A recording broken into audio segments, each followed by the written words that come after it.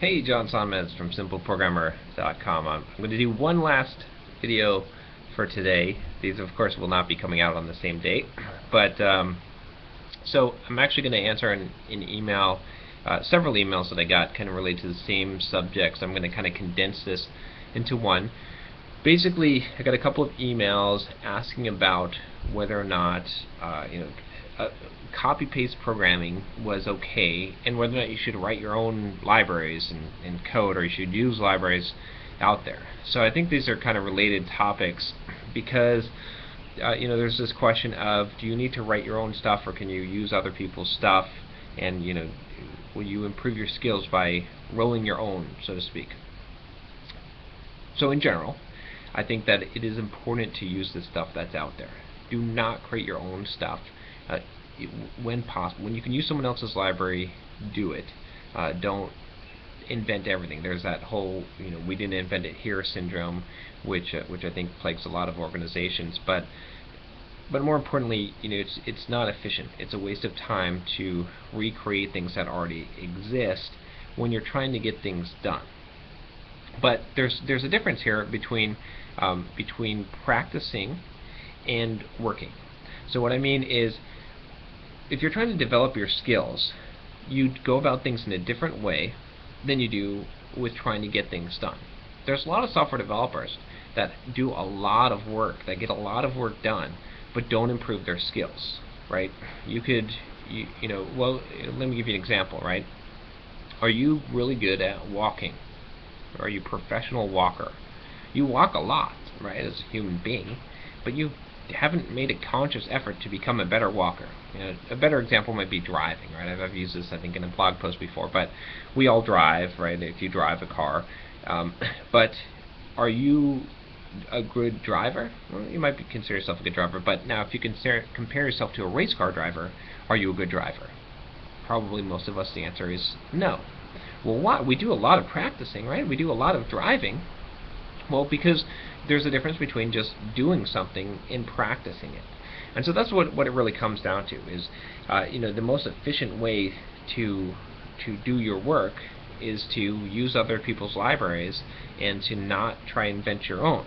It's not going to be efficient to do that. So in trying to get things done for your employer or whatever project you're working on, you should be try to be as efficient as possible, right? And you're going to learn something by being efficient. You're not going to you pick up some skills. Obviously, the longer you drive, the better at it you become. You just don't reach that NASCAR level, that race car professional driver level, by just driving to the grocery store and commuting to work.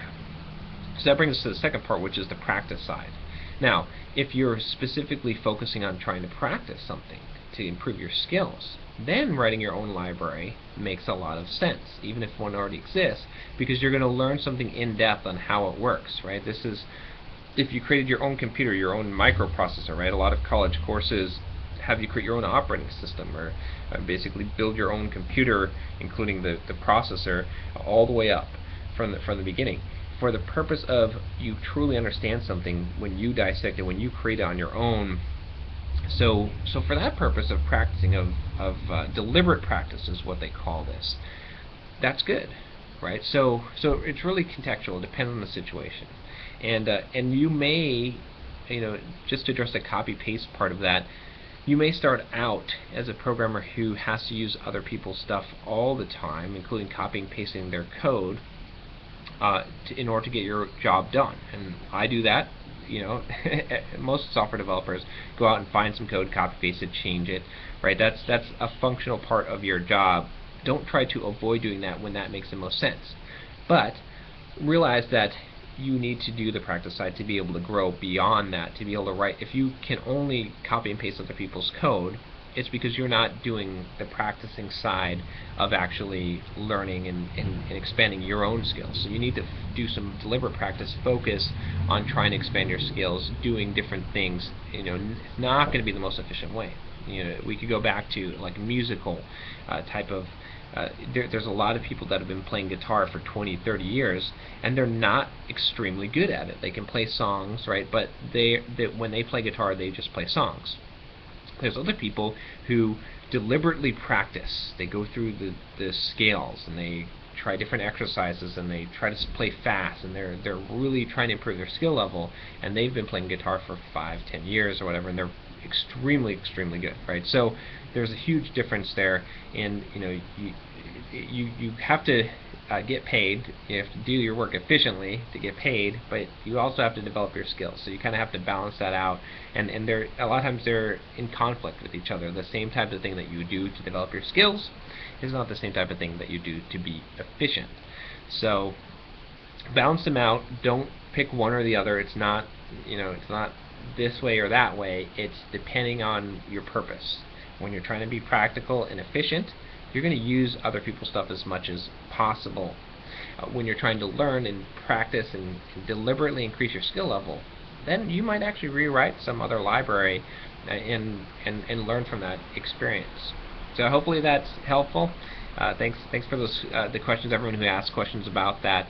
It's a good topic. I think a lot of people, there's a lot of debate there, and I find a lot of polarized views, like it's one way or the other. Copy-paste programming is wrong or it's right.